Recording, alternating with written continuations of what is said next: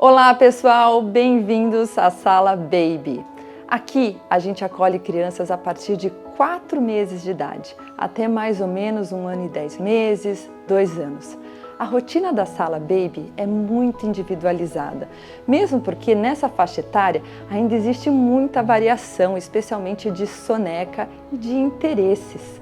É muito importante, quando a gente trabalha com essa faixa etária, lembrar que tanto o bem-estar da criança, as relações de afeto, o sono, a alimentação, quanto a parte de desenvolvimento cognitivo são igualmente impactantes e importantes. Então, como é que é a rotina aqui da Sala Baby? A rotina é conversada com a família durante a adaptação, para a gente entender quais são os sinais que a criança dá quando ela está com sono, qual é o horário que ela costuma dormir. As crianças mais novas às vezes fazem 3 sonecas, as crianças mais velhas fazem 1 soneca e a gente vai acolher essa rotina aqui na sala. Nessa sala é onde geralmente acontece também a introdução alimentar.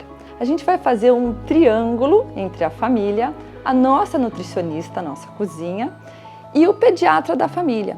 A partir do que o pediatra já for liberando, já for permitindo, respeitando eventuais alergias e intolerâncias, a gente vai conduzir aqui na escola, sempre de forma muito respeitosa. Nossa abordagem com a introdução é muito parecida com o que o pessoal chama de BLW.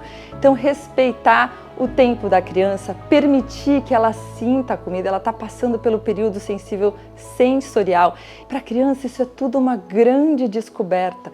Ela precisa manipular, ela precisa cheirar, ela precisa experimentar com todos os sentidos o que ela está fazendo. Então as refeições acontecem em grupo, com a presença do educador se alimentando junto para modelar esse processo. Quando elas são muito pequenas, elas são ajudadas pelo educador. À medida que elas já ganham autonomia e ganham postura para manipular os talheres, para se servir sozinhas, isso vai ser permitido também. Depois, no final do almoço ou da refeição, é normal que o ambiente fique sujo, porque a comida cai. Daí a educadora vai limpar a sala.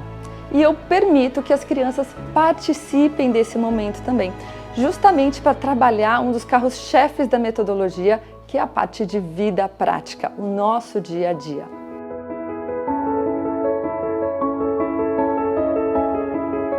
Quem tem criança pequena sabe que no dia a dia a gente tem muita fralda para trocar e dá um maior trabalho.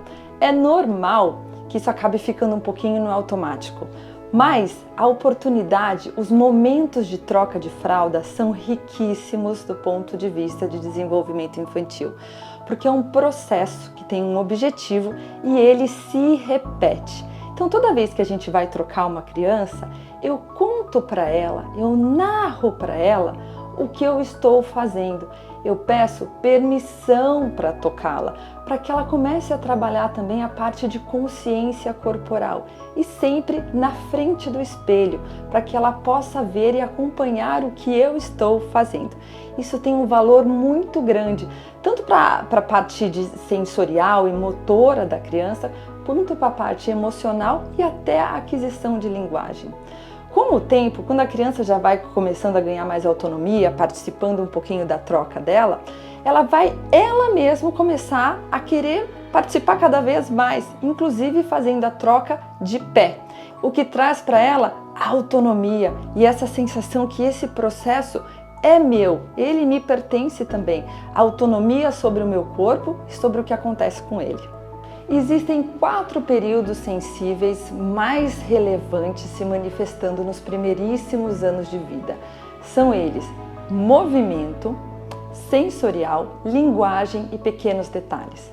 O período sensível de movimento, ele é muito marcado. E eu sei que todo mundo percebe o grande avanço que a criança faz em pouco tempo. Ela nasce com aquela perninha frágil, ainda bastante descoordenada e com cerca de 1 ano, 1 ano e meio, já está correndo, já está tentando escalar. O cérebro investe muito em movimento nos primeiros anos de vida.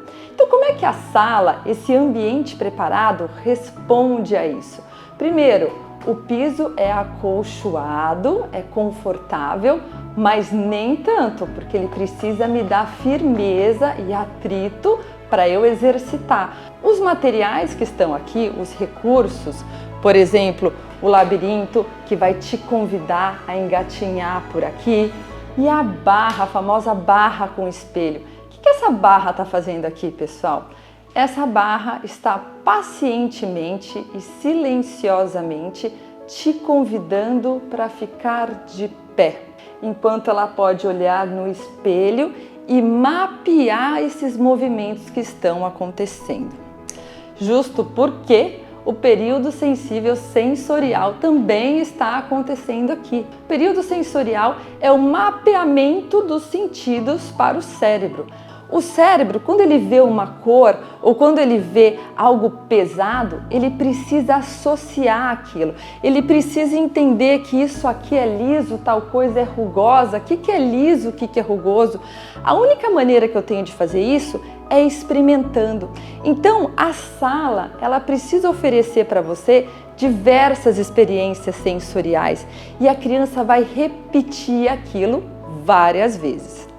Outro período sensível muito importante que acontece durante a Sala Baby é o da linguagem. Então aqui tem muita música, aqui tem muita conversa, aqui tem muito diálogo com as crianças, muito vocabulário, tanto em português quanto em inglês. E por fim, um período sensível que eu gosto bastante, que a gente chama de pequenos detalhes ou pequenas relações de causa e consequência. O que é isso, pessoal? A criança, ela ainda não tem condições de entender o sistema solar e as grandes e sofisticadas estruturas do mundo, mas ela já está extremamente interessada em entender a física e a ciência de como é que as coisas funcionam. Só que nesse começo, em que tudo é muito novo, a gente precisa começar pelo básico. Eu preciso começar a entender, por exemplo, que se eu pegar a bolinha, uma bolinha azul, e soltar, ela cai e ela faz barulho. Será que a bolinha vermelha também faz o mesmo barulho? Será que um cubo faz o mesmo barulho? Será que uma bolinha preta rola igual uma bolinha azul? Isso tudo que para nós é extremamente básico, depois de 30, 40 anos experimentando no mundo, para a criança muito pequena ainda não é. E ela só tem um caminho para entender como é que isso funciona, que é colocando a mão na massa, trabalhando no concreto, experimentando com os sentidos, gerando hipóteses, experimentando, repetindo a experiência, igual a gente faz nos laboratórios. Não é à toa que esses são os cientistas bebês.